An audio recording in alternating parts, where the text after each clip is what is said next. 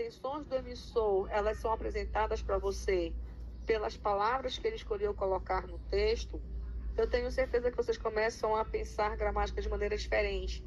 Então, vocês vão pensar assim, caramba, como esse conhecimento realmente facilitou, né, a minha compreensão do texto, né? Como é que, poxa, eu não tinha percebido isso antes, professora. Então, para quem está assistindo a aula comigo pela primeira vez, eu sou a professora Maria Cláudia, seja bem-vindo ao Clube do Concurso, né? E eu tenho essa forma de cobrar e conversar com vocês sobre a língua portuguesa de maneira que ela tenha uma funcionalidade para você, tá bom, pessoal? Então, tudo que eu trabalho com vocês como regra, vocês vão perceber que ao utilizar esses conhecimentos na compreensão de texto, começa a fazer sentido. Quando você tem que identificar o tipo de texto que você está lendo, quando você precisa identificar o gênero textual que você está lendo, quando você precisa perceber a tipologia do texto, se é narrativa, se é descritiva, se é injuntiva, tudo é gramática. Nada se apresenta para você aleatoriamente, nada você vai adivinhar, hein? Então, há na língua portuguesa uma classe de palavra, né, muito interessante, que é o pronome, né? E nós começamos a conversar sobre ele em setembro. Como os pronomes, eles são se classificam de 6 maneiras, e cada uma tem sua finalidade, pessoal. Cada tipo de pronome que você estuda, você conclui um raciocínio naquela aula, tudo bem? Então, só para que nós possamos lembrar, e para que vocês possam situar-se, quem está chegando aqui conosco agora, né? Para que vocês possam se situar, os pronomes, eles estão para o nome, tá legal? Então, os pronomes, eles vão conversar diretamente com o substantivo na oração, tá? Então, essa informação você vai internalizar, que um pronome, quando ele aparece no texto, você vai perceber que vai fazer referência a um substantivo, está claro? Essa percepção você já vai precisar saber, é básico. Como a intenção do pronome é fazer referência a um substantivo, ele é o primeiro tipo de coesão que nós internalizamos na língua portuguesa, né? Então, os pronomes dentro do texto, tá? Dentro do texto, já que eles aparecem para fazer referência a um substantivo, beleza? Dentro do texto, eles são elementos de coesão referencial. Tudo bem? Eles vão fazer referência a uma informação que já foi citada, que ainda será citada, ou ele pode até fazer referência a uma informação fora do texto, vai exigir que você analise o contexto. Então, olha como você começa a perceber o seguinte: as palavras, as classes de palavras, elas não se apresentam de maneira aleatória. As classes de palavras, elas se apresentam para vocês dentro do contexto de uma mensagem verbal, né? E aí a gente vai trazer para a prova, mais especificamente para o texto que você vai ler na prova. Então, o pronome, ele vai estar no texto, estabelecendo uma relação de referência a um substantivo. Ficou claro isso? Isso aqui, então, é básico que você compreenda, tá? Ai, professora, essa informação nós já sabemos. Sim, mas é para reforçar e para revisar, e para quem está chegando conosco neste mês, né, consiga perceber esse conceito de pronome, que é o que interessa que você internalize. Tudo bem, pessoal? Ficou claro? Agora, como eu falei para vocês, a utilização do pronome no texto vai estar ligada a situações específicas. A primeira coisa que eu preciso que você observe é que no processo de comunicação, né, no processo comunicativo, os pronomes, eles têm uma finalidade para além de fazer referência ao substantivo. Então, no processo comunicativo, os pronomes, eles têm como finalidade apresentar a pessoa do discurso, tá? Ele vai apresentar a pessoa do discurso. Bom, aí aqui já aparece para você um conceito do processo comunicativo do texto, que é pessoa do discurso, né? E quem é essa pessoa do discurso, professora? Essa pessoa do discurso, pessoal, nada mais é do que um dos sujeitos comunicativos, ou seja, um dos sujeitos que estão envolvidos no processo de comunicação, né? E por que, professora, a gente chama de sujeito? Vamos lá, pessoal. Por que, professora, que a gente chama de pessoa? Gente, o processo de comunicação se dá entre pessoas. Você sabe disso, né? Nós estamos falando do processo de comunicação humano, tá? Ah, professora, mas eu me comunico com o meu pet. Bom, essa relação de comunicação tua com o seu pet é uma coisa diferente. Não é isso que a gramática vai estudar. Até porque a gramática estuda as palavras, beleza? Então, por que pessoa do discurso? Porque é uma das pessoas que vai fazer presente no texto. Quando nós falarmos em pessoa do discurso, você vai pensar no texto. Essa pessoa do discurso é um dos sujeitos comunicativos. É um dos sujeitos que faz parte desse processo. E nesse sujeito nós vamos ter 3. Tudo bem, pessoal? Nós vamos ter o emissor, nós vamos ter o receptor. E eu vou colocar numa letra diferente. Ah, professora, eu já vi isso. Deixa de ser chato. Eu sei que você já sabe e conhece, ora. Mas é o início da aula da temática de hoje. Né? Então, ó, tenha paciência, acredita no processo, confia no processo, não seja apressado. O problema dessa geração do vai para cima nos 2 segundos é esse, né? Então, vamos lá. Aí nós temos um referente. Olha só que legal, pessoal. Eu já usei a palavra referência, referente antes. Então, vamos ver no que isso se relaciona? Muito bem. O emissor é aquela pessoa que começa o processo comunicativo. É a primeira pessoa que aparece no processo comunicativo, né? E aí é que eu falo para vocês que vocês precisam relacionar a gramática com o processo comunicativo, porque a gramática, ela trabalha exatamente a organização do código verbal. O emissor, quando ele vai transmitir uma mensagem para o receptor, ele se utiliza de um código que deve ser conhecido pelo receptor. Ou ele vai usar uma imagem, ou ele vai usar um som, ou ele vai usar uma cor, ele vai usar um símbolo, um signo, e a palavra, a escrita, ela tem a ver com um código. Ficou claro? Então, o emissor é a primeira pessoa, olha aqui. O emissor é a primeira pessoa do discurso, que fala, que se envolve no processo comunicativo. O receptor é a segunda pessoa do discurso. O referente não faz parte do diálogo, porque a comunicação se dá entre o emissor e o receptor, está claro? A comunicação se dá entre o emissor e o receptor. Esse referente é citado. Não está ali na hora da conversa, ela é citada. Então, ela é chamada de terceira pessoa, que é sempre um substantivo. Se o pronome ele está para o substantivo e ele é um elemento de coesão que faz referência a um substantivo, a terceira pessoa, o referente, vai ser sempre um substantivo.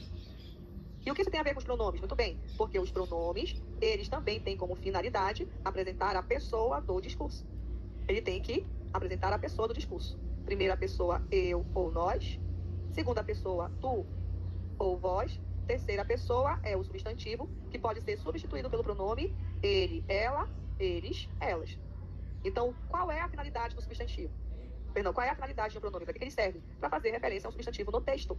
É a finalidade básica, primeira dele. É a primeira finalidade, fazer referência no texto a um substantivo. Mas ele também tem como finalidade apresentar a pessoa do discurso, ou seja, né, qual pessoa é foco da mensagem do emissor. Se é ele mesmo, se é o receptor ou se é um referente. Você nunca vai adivinhar quem é a pessoa foco da mensagem. E aí, essa percepção dos pronomes, da pessoa foco do emissor, é que vai trazer para você a ideia de texto pessoal, quando o foco é a primeira pessoa, é o próprio emissor, ou texto impessoal, quando o foco da mensagem não é o emissor falar sobre ele mesmo, mas apresentar informações sobre uma terceira pessoa. Gente, é informação que você precisa internalizar. É fácil, é simples? Eu não estou dizendo que é fácil ou que é simples, porque a ideia de ser fácil ou difícil, ela é relativa, sim ou não? Por exemplo, eu acho extremamente difícil trabalhar porcentagem, mas para quem é craque em matemática e gosta, é coisa simples. Então, eu não estou dizendo se é fácil ou difícil, não vou entrar aqui nesse mérito, nesse juízo de valor, mas eu preciso dizer para vocês que isso é básico. É a informação básica sobre o pronome. No texto faz referência a substantivos, que já foram citados, elemento de coesão anafórica, que ainda será apresentado por receptor, elemento de coesão catafórica, ou indica uma informação fora do texto, que a gente chama de pronome idêntico. Mas os pronomes também têm como finalidade apresentar no texto o emissor, quando aparecem pronomes de primeira pessoa. Apresentar no texto o receptor, quando aparecem pronomes de segunda pessoa. Tá certo, pessoal? Então, essa informação básica sobre o pronome você precisa internalizar. E aí, você vai ver que existem 6 tipos de pronomes. Então, é a classificação do pronome pessoal. O pronome pessoal indica a pessoa do discurso. Certo? Ele pode ser o pronome pessoal reto, o pronome pessoal oblíquo, há o pronome de tratamento que faz referência ao receptor, na verdade. Aí você tem o pronome possessivo, que tem com finalidade de posse. Se o substantivo a qual o pronome se refere pertence ao emissor, receptor, referente, aí você tem 6 classificações dos pronomes, certo? O foco do nosso mês de novembro será o pronome relativo, certo? O foco do nosso mês de novembro será o pronome relativo. E ao estudarmos os pronomes relativos, nós vamos estabelecer relação com a sintaxe. Eu não posso estudar os pronomes, sem sem considerar a oração, o texto no qual esse pronome está inserido. Certo? Porque eu já sei que os pronomes fazem referência a substantivos. Eu já sei que os pronomes indicam as pessoas do discurso. Mas eu preciso saber empregar o pronome na oração. E é este emprego aqui, tá? É exatamente como, quando e onde empregar o pronome na oração que vai ser foco do nosso mês de setembro. Ai, professora, no mês de novembro, perdão. No mês de outubro nós falamos de pronomes. Sim, falamos de pronomes. Falamos dessa informação básica, falamos de pronomes pessoais retos, falamos de pronomes pessoais oblíquos. Mas, no mês, em 4 aulas ou 2, que foi o nosso caso, você não consegue trabalhar o pronome de uma maneira profunda e eficiente, como você deve identificar. Então, se eu tenho 6 tipos de pronomes, eu posso estudar 2 pronomes num mês, mais 2 pronomes no outro, e não tem problema, pessoal. Porque cada tipo de pronome apresenta um emprego específico, ficou claro? Você não precisa, por exemplo, estudar os pronomes demonstrativos para estudar o pronome relativo. Você não precisa estudar o pronome relativo para estudar o pronome demonstrativo, não. São 6 tipos de pronomes e cada um deles tem um emprego específico. Então, não há essa ligação obrigatória. Eu só posso estudar um depois que decorar outro. Não tem sentido. Não é isso. O emprego do pronome relativo não se relaciona com o emprego do pronome demonstrativo e assim vai. Agora, o que é que eles têm em comum? Todos os pronomes. A finalidade de fazer referência ao substantivo. Tudo bem, pessoal? Aí, trabalhando o pronome relativo, que são esses que nas orações estão em vermelho, tá? Eu destaquei aqui os pronomes relativos, certo? Nós vamos identificar exatamente esse emprego do pronome relativo, tá? Vai ser o foco da nossa aula. Nós vamos trabalhar os pronomes relativos.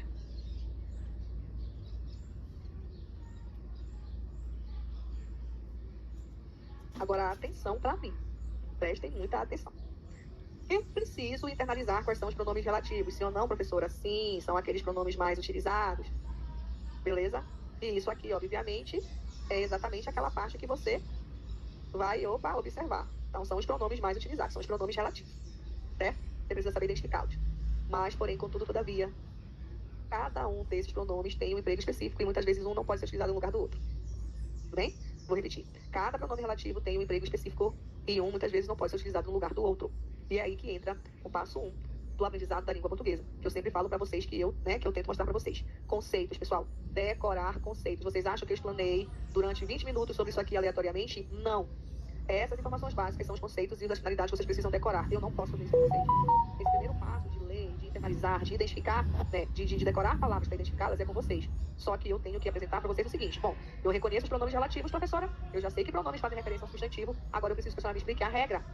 Como é que acontece o emprego de cada uma delas, tudo bem? Então eu quero que vocês leiam, por gentileza, comigo as frases para que a gente possa conversar. Perdão. Estatuto do Idoso representa um grande avanço na proteção jurídica de pessoas idosas, cujas merecem todo o nosso respeito. Tá? Primeira frase. Aí, você analisa o pronome cujas e você percebe que esse cujas merecem todo o nosso respeito são as pessoas idosas, sim ou não, pessoal?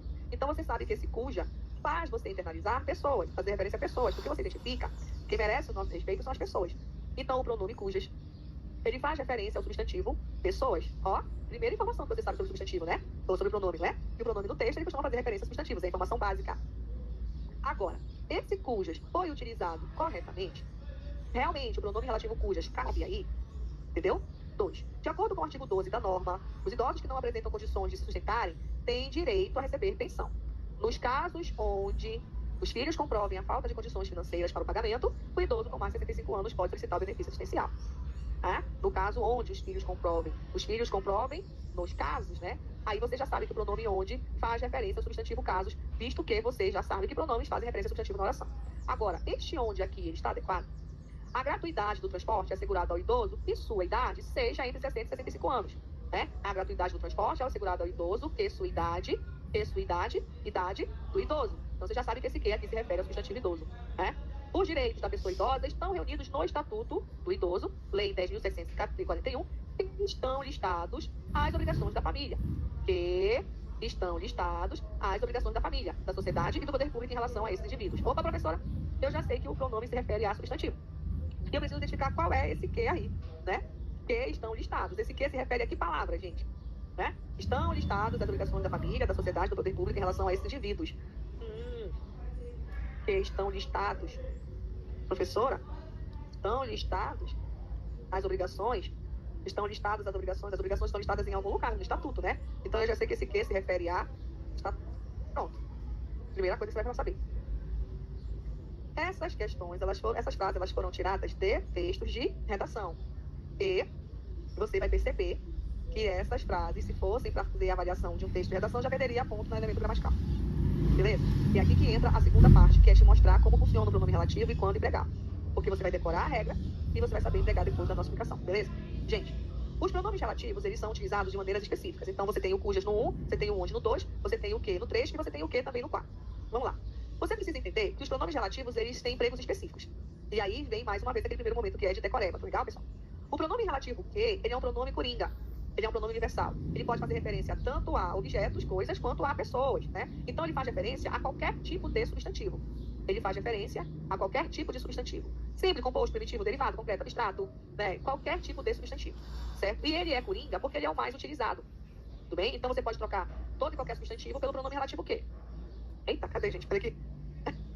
Acabei indo embora, desculpa. Tá aqui. Certo? Então, o pronome que, você sabe que ele é um pronome coringa. Tenta evitar assuntos que causam polêmica. Tenta evitar pessoas que incomodam.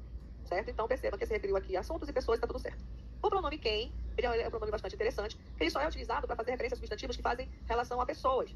Então, você não vai usar o pronome quem, por exemplo, para retomar um substantivo que indica o nome de um objeto, de um animal, de uma coisa, de um sentimento. Então, o pronome relativo quem, ele tem essa característica de substituir substantivos que fazem referência a ideias, né, substantivos que nomeiam pessoas, beleza? Então, aqui não tem problema.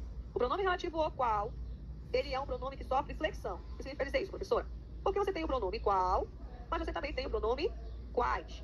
O pronome qual, ele pode vir, tá, antecedido de artigo. Ou qual, a qual, ou os quais, as quais. Ficou claro? Então, o pronome qual, ele é um pronome que sofre variação de número, singular e plural. Ele sofre variação de número, singular e plural. Aí, ele aceita o artigo fazendo a concordância com o substantivo a qual se refere. Tudo bem? Vamos devagar, não tenham pressa, não fujam. O cujo, preste atenção para mim, o cujo, ele indica posse. Então, o pronome cujo, ele não pode ser utilizado em qualquer situação. O pronome cujo, ele vem entre dois substantivos. Tá certo? Ele faz referência ao primeiro, mas concorda com o segundo. Os alunos da turma, cujas atividades, opa, professora, vamos lá.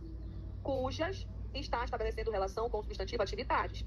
Então, a concordância do pronome cujo vai se dar com o segundo substantivo. Beleza? mas ele evita a repetição do primeiro. As atividades dos alunos. Então, ele faz referência a um primeiro substantivo, ou seja, o substantivo que vem antes dele. Ele faz referência a um pronome que é o substantivo que vem antes, mas ele concorda com o substantivo que vem depois. Isso você não pode esquecer. Porque, na hora de apresentar o pronome, eles podem trazer para você um equívoco de concordância. Aí, mãe, Procura. tava conversando lá com... Ai, deixa.